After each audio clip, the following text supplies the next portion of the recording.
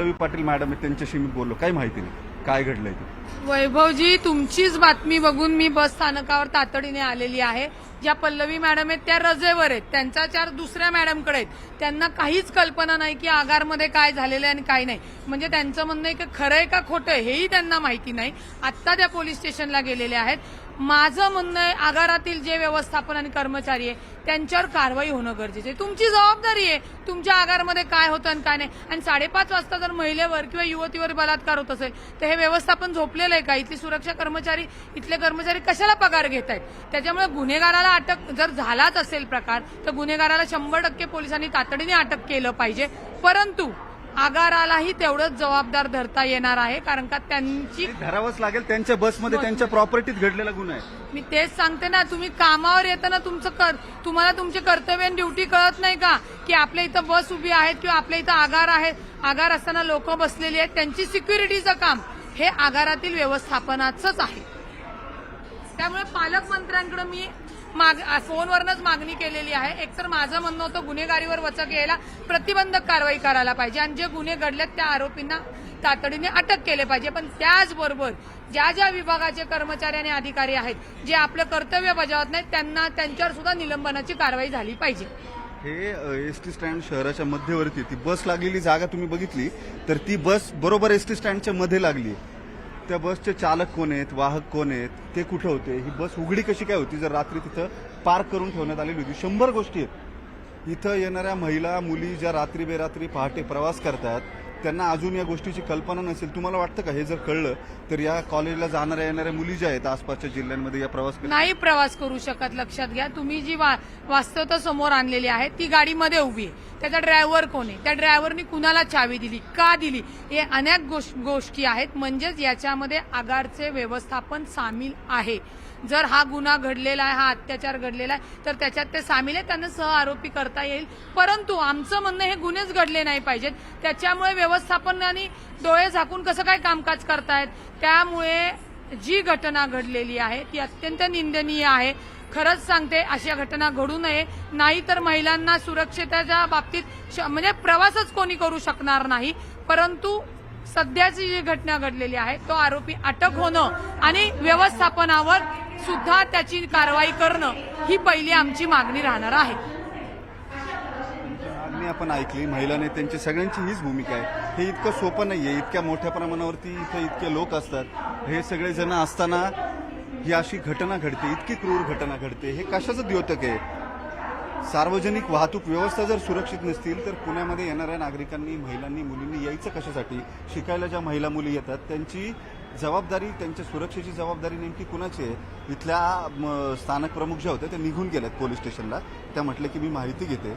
ही घटना घडल्यानंतर 7-8 तासानंतर सुद्धा त्यांच्याकडे माहिती नाहीये. पोलिसांनी बस इथं थांबवली आहे. मात्र या सगळ्यामध्ये ते चालक वाहक ज्यांनी बस इथं लावलेली होती त्यांनी ती बस लॉक का केलेली नव्हती? दुसरी गोष्ट अशी आहे, अनेकदा समोर येते या बसेसची अवस्था इतकी वाईट आहे की त्यांचे दरवाजे सुद्धा लॉक होत नसतील. त्या चालक वाहकांना दोष देऊन तरी काय अर्थ आहे?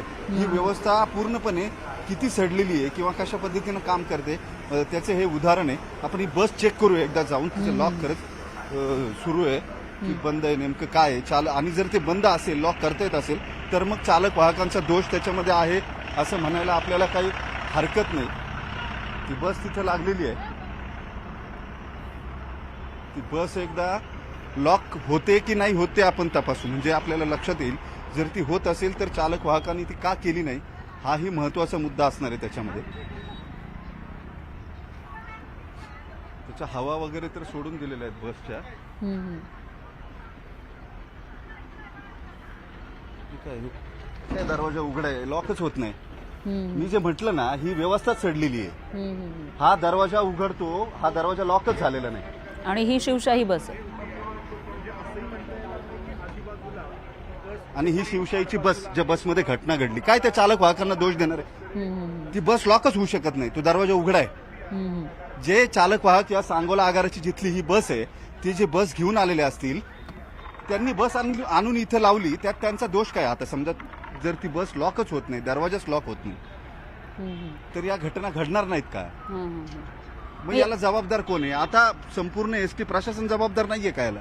जे बसेस उपलब्ध करून देतात ते जबाबदार नाहीयेत का? या डेपोमध्ये जे बसची काळजी घेतात ती लोक जबाबदार नाहीयेत का?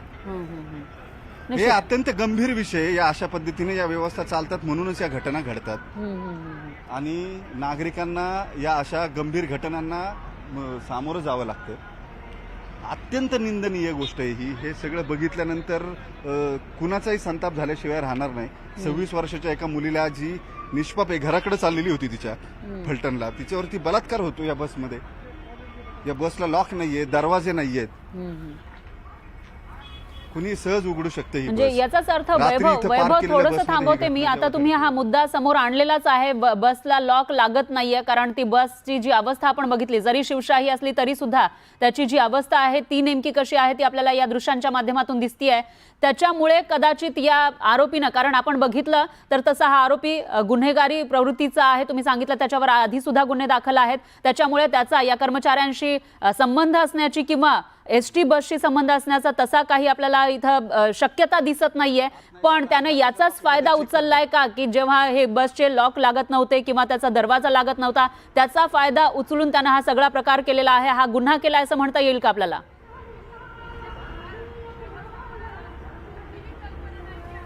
सरळ ना तसंच केलंय. आता त्या गाडीचा दरवाजा लॉक होत नाही. जर दरवाजा लॉक होत नाही तर चालक वाहकाने गाडी लॉक कशी करायची? लॉक न केलेली गाडी त्याला जर माहिती असेल. मी पुन्हा ही एकदा गाडी तुमच्याकडे उघडी येते. वैभव थोडंसं थांबा. आपल्यासोबत काँग्रेसच्या वर्षा गायकवाड या जोडल्या गेलेल्या आहेत. वर्षाताई, अतिशय संतापजनक असा हा प्रकार पुण्यामध्ये घडलेला आहे, जी महाराष्ट्राची सांस्कृतिक राजधानी मानली जाते. शिक्षणासाठी तिथं मुलं मुली येत असतात आणि त्या ठिकाणी बस स्थानकामध्ये एका 26 वर्षीय तरुणीवर अत्याचार झालाय, तोही बसमध्ये.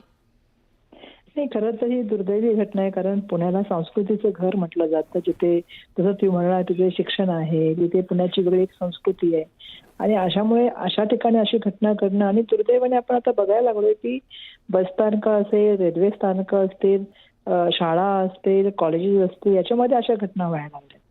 आणि ह्या म्हणजे बदनापूरची घटना असेल किंवा मधल्या काळामध्ये ट्रेनमध्ये घटना झाली, या सगळ्या घटना कुठे ना कुठे आपल्याला आता आत्मचिंतन करायला लावतात की कायदा सुव्यवस्थेच्या बाबतीमध्ये महाराष्ट्रामध्ये, कारण महाराष्ट्रात जर बघितलं तुम्ही देशामध्ये 1 नंबरला आहे महिला अत्याचारामध्ये. हे दुर्दैवाची गोष्ट आणि त्यामुळे महिलांना सुरक्षित वातावरण कसं देत आहेत याच्यावरती खरं तर आम्ही शक्ती कायदा बनवला. जवळपास 1.5 वर्ष आम्ही त्याच्यावर तेवढी मेहनत घेतली, पण अजूनही तो कायदा पास होऊ शकला नाही. त्यामुळे अपेक्षा हीच मी करते या ठिकाणी की अशा घटना झाल्यानंतर आपण जेव्हा या गोष्टीची चर्चा करतो पण असे होऊ नये, याच्यावरती त्वरित कारवाई व्हावी, कायदे कठोर व्हावेत, सरकारी यंत्रणाचं चांगल्याप्रमाणे त्या ठिकाणी अंमलबजावणी व्हावी, पोलीस यंत्रणेला स्वातंत्र्य देण्यात यावं आणि अशा घटना होऊ नये त्या दृष्टिकोनातून येणाऱ्या काळामध्ये शाळा कॉलेजेसमध्ये प्रबोधन व्हावं हीच अपेक्षा व्यक्त करते. वर्षाताई, पण एक प्रश्न उपस्थित होतोय. तुम्ही म्हणताय की शक्ती कायदा हा पारित अजूनही होऊ शकलेला नाहीये, त्यामागे नेमके काय कारण असू शकतील? दुर्दैवाने आता मला वाटतंय आता डबल इंजिन सरकार तर आहेच महाराष्ट्रामध्ये आलेलं आहे. दुर्दैवाने आमचं सरकार असताना त्यावेळी केंद्रामध्ये मंजूर झाला नाही तो कायदा. ज्यावेळी की आम्ही त्याच्यावरती 1.5 वर्ष पूर्ण मेहनत करून त्याच्यामधल्या सगळ्या ज्या क्वेरीज विचारल्या होत्या त्याची पूर्तता करून सर्व पक्षीय लोकांनी एकमताने हा कायदा विधिमंडळातून मंजूर केला, परंतु तो आजही पारित होऊ शकला नाही. कारण त्याच्यामध्ये कायद्याचा बडगा आहे, कठोर कायदे आहेत. जोपर्यंत कठोर कायदे होणार नाहीत आणि त्याची अंमलबजावणी होणार नाहीत आणि सरकारी यंत्रणा जोपर्यंत सक्षमपणे काम करणार नाही तोपर्यंत हे बंद होणार नाही. आणि कुठेतरी या गोष्टी आपण ज्यावेळी मी नेहमी बघितलंय की घटना झाल्यानंतर जी चर्चा होती ती दुर्दैवाने चर्चा होण्यापेक्षा पूर्वीच त्याच्यावरती कारवाई व्हावी. आता जसं तुम्ही सांगताय पुणे आहे, मुंबई आहे, सिटी शहरामध्ये मुली आता येतात, शिक्षण घ्यायला लागलेली आहेत आणि अशा ठिकाणी मुलींना सुरक्षित वातावरण देणं ही जबाबदारी राज्य सरकारची आणि केंद्र सरकारची, त्यांनी ती पार पाडावी ह्याची अपेक्षा त्यांच्याकडून. वर्षाताई, धन्यवाद तुम्ही दिलेल्या या प्रतिक्रियेसाठी. तर सरकारनं जबाबदारी पार पाडावी आणि